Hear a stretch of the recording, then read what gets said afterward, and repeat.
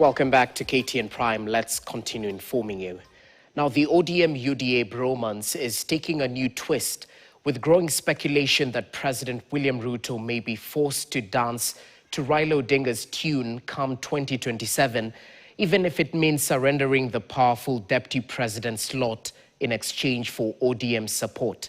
Majority Leader Kimani Ichung'wah has already dropped a hint, with pundits warning ties may force Ruto into a deal that could see ODM dictate even the deputy president slot. Grace Nganga with more. We want to hear whether the deputy president, whether when he says ni fire, see fire, ni noma, see noma, whether he can earn himself a second term. In politics, they say nothing happens by chance, and if it does, it was probably planned that way. This statement by National Assembly Majority Leader Kimani Ichung'wah paints a picture of a subtle warning that succession politics are already in play and that Ruto's inner circle is weighing who might be the best bet to deputize him in the 2027 contest. The warming relations between President William Ruto and ODM leader Raila Odinga are increasingly being read as more than bipartisan cooperation, with allegations that the new political chemistry could shape the 2027 ballot in ways never imagined. If he's not a candidate, he says he support Ruto. Not for Raila to become a deputy himself. Heeding the warning that these words will determine whether he was a political future past 2027, Kindiki embraced the bromance as a coalition worth defending.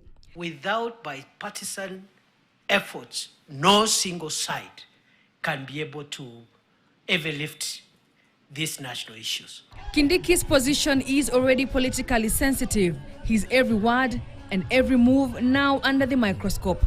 He now finds himself under the sharp glare of succession politics. The more Raila is accommodated, the more insecure that he is. From the reign of Moi Saitoti, to Kibaki Kalonzo, to Uhuru Ruto, and to Ruto Gachagua, the pattern is clear. The deputy presidency in Kenya has always been a paradox, and whenever Raila Odinga has aligned with the government, a second in command has paid the ultimate political price. Raila has a way of making himself indispensable. Now, if he is going to be indispensable, at whose expense?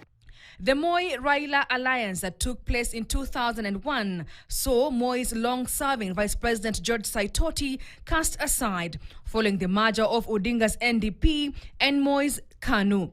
Later in 2008, the Kibaki-Raila National Accord saw the then Vice President Kalonzo Musyoka reduced to a ceremonial role despite holding high office. You could see the two of them trying to fight who is in charge, and Raila always claiming that he had to be consulted. Kalonzo never raised those issues because he was the vice president. But as they say, history repeats itself.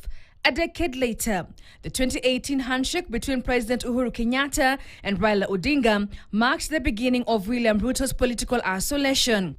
Once the heartbeat of Jubilee's campaign machine, Ruto found himself stripped of influence, sidelined in the very government he helped form.